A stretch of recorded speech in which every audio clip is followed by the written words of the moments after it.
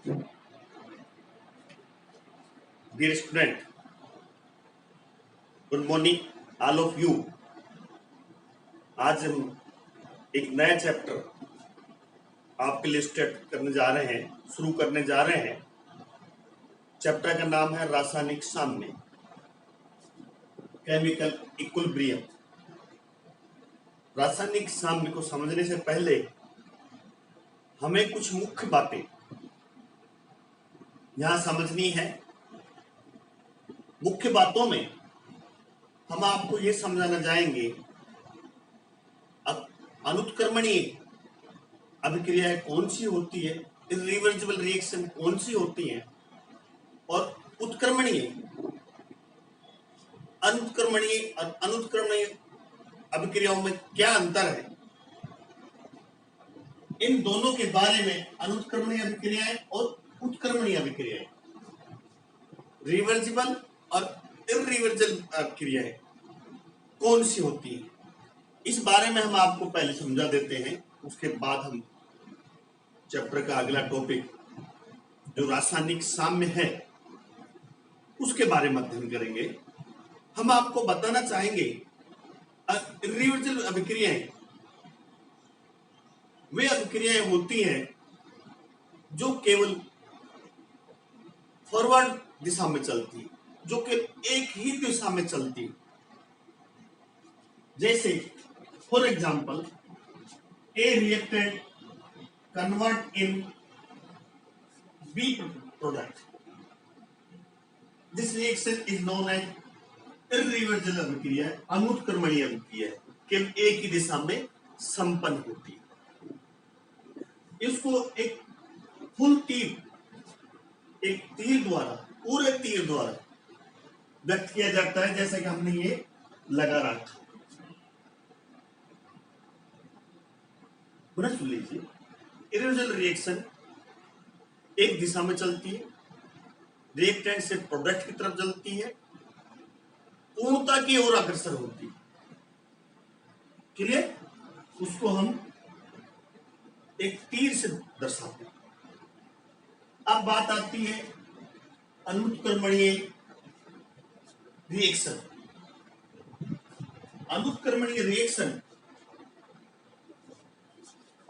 Reaction में आप देखेंगे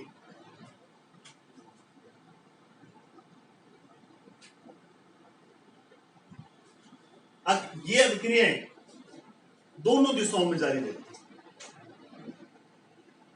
ये अग्र अभिक्रिया की तरफ भी जारी रहती है और पश्च अभिक्रिया की तरफ जारी रहती है। अर्थात इस तरह से देखिए आप, ये ए अभिक्रिया मान लीजिए, ये इस दिशा में जारी रहती है, लेफ्ट टू राइट एक समीकरण के द्वारा दर्शाएं तो ये अभिक्रियाएं लेफ्ट टू राइट भी जारी रहती है और राइट टू लेफ्ट भी जारी रहती है। ये दो हाफ हेडेड तीर, आधा हेड है, दो विपरीत हाफ हेडेड तीरों द्वारा दर्शाया जाता है,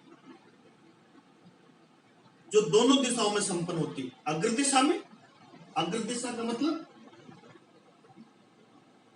लेफ्ट टू राइट एक समीकरण में इस प्रकार दर्शाएंगे, और पश्च दिशा में राइट टू लेफ्ट। तो अग्र अभिक्रिया और पश्च अभिक्रिया, इस प्रकार की अभिक्रियाएं उत्क्रमणीय रिवर्सिबल अभिक्रिया कहलाती है। For example, N2 plus 3H2 2NH3, H2 plus I2 2HI, अनेक example, PCl5 PCl3 plus Cl। तो ये इस प्रकार की रिवर्सिबल रिएक्शन है जो दोनों ही दिशाओं में, अग्र अभिक्रिया और पश्च अभिक्रिया में जारी रहती है। इन अभिक्रियाओं में अग्र अभिक्रिया का वेग और पश्च अभिक्रिया का वेग जब बराबर हो जाता है तो एक साम्य की स्थिति आ जाती है। रेट अग्र अभिक्रिया का वेग और पश्च अभिक्रिया का वेग जब बराबर हो जाता है तो वो इक्विलिब्रियम स्टेट कहलाती है। तब ऐसा लगता है कि अभिक्रिया रुक गई है। ये अभिक्रिया रुकती नहीं है, हमेशा जारी रहती है। You can see in this diagram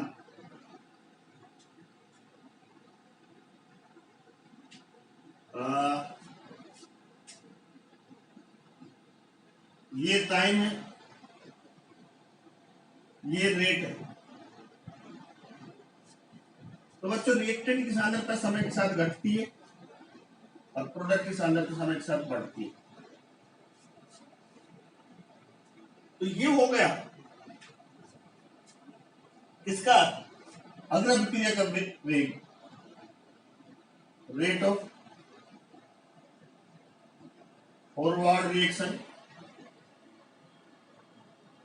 और ये rate of backward reaction.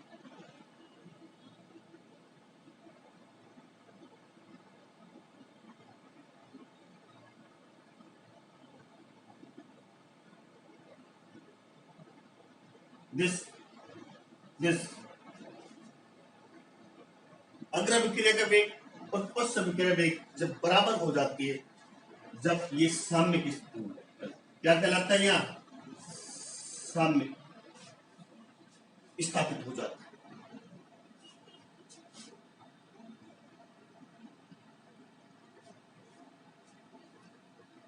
Clear? देखो ये अभिक्रिया जो उत्क्रमण अभिक्रिया की बातें कर रहे हैं, ये पूर्णता की ओर अग्रसर नहीं होती, ये हमेशा जारी रहती है, साम्य की ओर अग्रसर रहती है, इक्विलिब्रियम स्टेट की तरफ अग्रसर रहती है। फॉरवर्ड रिएक्शन करे और बैकवर्ड रिएक्शन करे, साम्य की ओर अग्रसर होता है। जब दोनों का वेग बराबर हो जाता है तो हम उस स्थिति को क्या कहेंगे, साम्य की स्थिति कहेंगे, और उस साम्य को रासायनिक साम्य कहेंगे।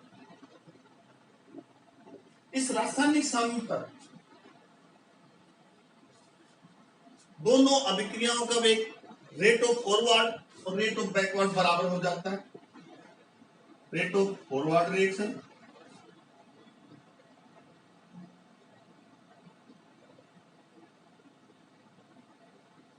बराबर to rate of backward reaction. दोनों का वेग बराबर हो जाता है साम्य। सपोज ए बी, दोनों का वेग बराबर हो जाता है और जो उत्पाद, जो रिएक्टेंट है और प्रोडक्ट, दोनों की सांद्रता अपरिवर्तित है, अर्थात दोनों की सांद्रता स्थिर होती है साम्य स्थिति में। ध्यान दीजिए, किसी उत्क्रमणीय रासायनिक अभिक्रिया की साम्य अवस्था पर दोनों अभिक्रियाओं अग्र और पश्च अभिक्रियाओं का वेग इक्वल हो जाता है और समय के साथ उस स्थिति में उत्पाद और क्रियाकारक की सांद्रता अपरिवर्तित रहती है, अर्थात स्थिर रहती है। इस अवस्था को हम क्या कहेंगे, साम्य अवस्था। और इस साम्य को रासायनिक साम्य कहते हैं। पुनः सुन लीजिए, अभिक्रिया बंद नहीं होती, अभिक्रिया जारी रहती। जितना अग्र अभिक्रिया का वेग होगा उतना ही पश्च अभिक्रिया का वेग साम्य स्थिति में होता है। अब क्रियाकारक, रिएक्टेंट और प्रोडक्ट की सांद्रता भी परिवर्तित नहीं होती है उस साम्य स्थिति में, चूंकि यह अभिक्रिया जारी रहती है। इसलिए जो रासायनिक साम्य है वो गतिक साम्य कहलाता है। क्या कहलाता है? गतिक साम्य कहलाता है। रासायनिक साम्य को क्या कहेंगे हम? गतिक साम्य, डायनामिक इक्विलिब्रियम।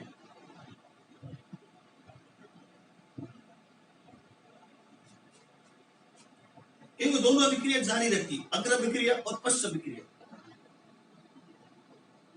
तब इस साम्य को क्या कहेंगे? डायनेमिक गतिक साम्य। गतिक साम्य की कुछ विशेषताएं होती है, कुछ कैरेक्टरिस्टिक्स होते हैं। यदि हम कैरेक्टरिस्टिक्स की बातें करें तो यदि पात्र खुला है, बर्तन खुला हुआ है, तो गैसीय अभिक्रियाओं के लिए गतिक साम्य स्थापित नहीं हो सकता, क्योंकि जब पात्र खुला होगा गैस के प्रोडक्ट निकल जाएंगे। हाँ, यदि रिएक्टेंट प्रोडक्ट द्रव अवस्था में है तो खुले पात्र में भी गतिक साम्य स्थापित हो सकता है, पहली बात। दूसरी बात, हम बता चुके गतिक साम्य की स्थिति में क्रियाकार और उत्पाद की सांद्रता स्थिर रहती है, अर्थात परिवर्तित नहीं। तीसरी बात जो इंपॉर्टेंट है, गतिक साम्य कैटलिस्ट से प्रभावित नहीं होता है। पुनः सुन लीजिए, गतिक साम्य कैटलिस्ट से प्रभावित नहीं होता है, इफेक्टेड नहीं होता है, क्योंकि कैटलिस्ट जितना अग्र अभिक्रिया को प्रभावित करेगा उतना ही पश्च अभिक्रिया को प्रभावित करेगा। जितना प्रभाव अभिक्रिया पर डालेगा फॉरवर्ड रिएक्शन पर, उतना ही प्रभाव बैकवर्ड रिएक्शन पर डालेगा। तो इसलिए गतिक साम्य कैटलिस्ट से प्रभावित नहीं होता है। लेकिन हाँ, कैटलिस्ट से गतिक साम्य जल्दी स्थापित हो जाता है, पुनः स्थापित की बजाय यहां जल्दी स्थापित हो जाता है। जब कैटलिस्ट की अभिक्रिया में मिला देते हैं तो जो साम्य है वो जल्दी स्थापित हो जाता है। जैसे मान लीजिए ये एक साम्य, जब हम कैटलिस्ट मिला देते हैं तो इसका साम्य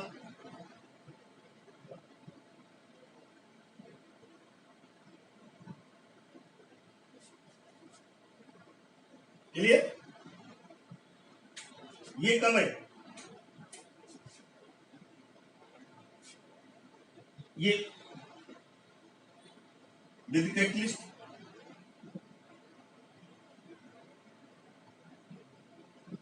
ये विदाउट कैटलिस्ट।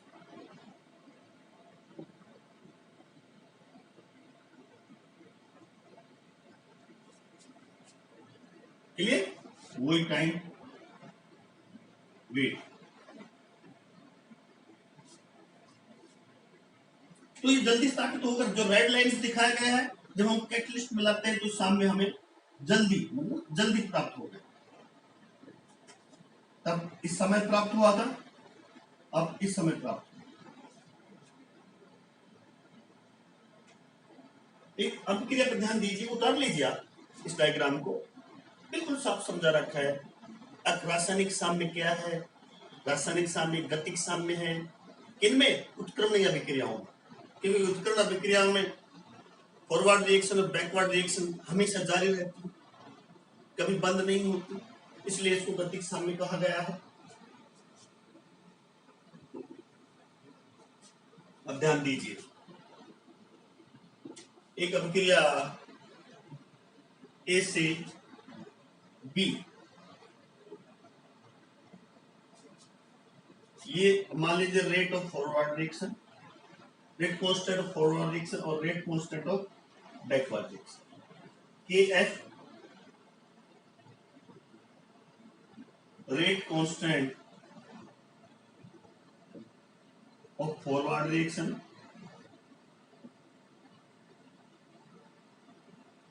और KB rate constant of backward reaction.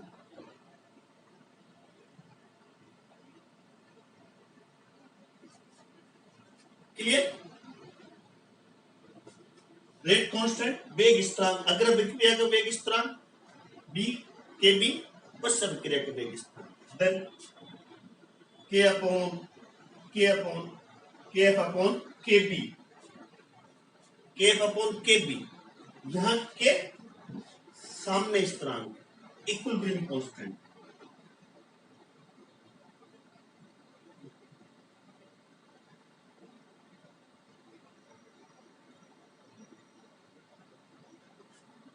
Clear? साम्य स्थिति स्थापित तो हो जाती है साम्य अवस्था में जब दोनों अभिक्रियाओं का वेग बराबर हो जाता है। Then we can write the rate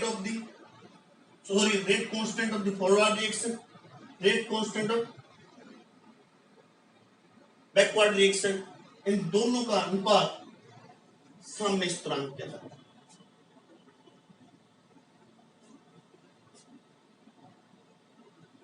clear? तो आज हम आपको इस वीडियो के माध्यम से ये बताया हमने रिवर्सिबल और इरिवर्सिबल रिएक्शन अभिक्रिया क्या होती है और what is the chemical equilibrium. Chemical equilibrium is the dynamic equilibrium और द रिवर्सिबल रिएक्शंस। साम्य स्थिरांक, ये डायग्राम समझ लीजिए आप दोनों। तो ये हमारा इस चैप्टर की स्टार्टिंग थी इस वीडियो में। डियर स्टूडेंट्स, मैं professor Ramanand Yadav, government R college Alwar Rajasthan, department of chemistry. आप मेरा प्रत्येक यूट्यूब चैनल पर जाकर वीडियो देखिए। मेरा चैनल है स्टडीशिप विद रामनंद यादव, उसको लाइक कीजिए, शेयर कीजिए, सब्सक्राइब कीजिए। इस चैप्टर के प्रत्येक वीडियो को आप देखेंगे। आज इस चैप्टर की शुरुआत है। रासायनिक साम्य क्या है?